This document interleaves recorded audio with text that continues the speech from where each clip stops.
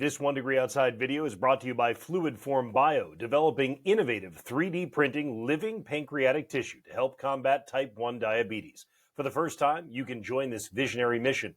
Visit fluidformbio.com or their page on Start Engine to learn more about this exciting work. Good morning, Tuesday morning. Back to the routine today. Matt Noyes, 1 Degree Outside Weather Network. Look, the weather at least making it easy for re-entry today. It is absolutely splendid all through the course of the day. I think you're going to love the way it looks and feels. An isolated shower that we'll talk about here in a moment. Most of us don't see it. Unsettled weather does return for the end of the week, so enjoy today, enjoy tomorrow. Things go downhill a little bit later on Thursday and Friday. More weekend raindrops are in the forecast, but just how focused they are is still a little bit to be determined. We may get another nor'easter Saturday if it all comes together in that way, but I think we've got a couple of days to still figure out exactly how it's all going to come together here. So just a reminder, as we get closer to the weekend, you can always check out the forecast for free anytime. Our app, 1 Degree Outside weather app on the App Store and Google Play.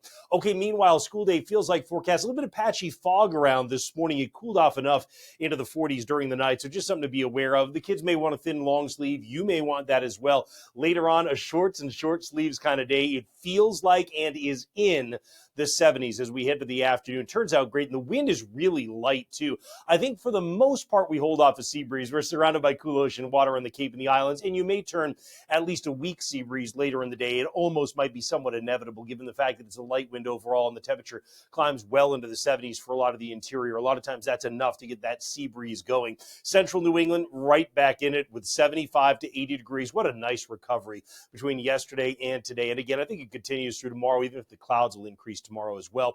North Country in New England, we are up around or over 70 degrees as well. So everybody gets in on the fun. You know what? We can even take it up to the Great North, up around the Crown of Maine, and we are still into the 70s today. 77 at Millinocket, 76 at Fort Kent. This is one heck of a day across New England. Gives you a nice evening as well. Overnight tonight, low temperatures down to the 50s for many, 40s in some of the cool spots. The isolated shower chance today will be in the mountains of northern New England. We've got just enough of a disturbance coming through. You might be able to bubble an isolated one up in the afternoon. The vast majority of us don't see it. We do have all of our golf maps and our golf forecast discussion updated. If you're a 1 Degree Outside enthusiast, membership.1degreeoutside.com to find out more on that, including the inside track, which is access to the podcast Danielle and I love to bring you. That's the way things look for now. Hope you have a great day. We'll give you the insights, the deep dive into weather, which we'll take a look at that weekend and what the chances are of a bigger storm coming together. We see you later on this morning.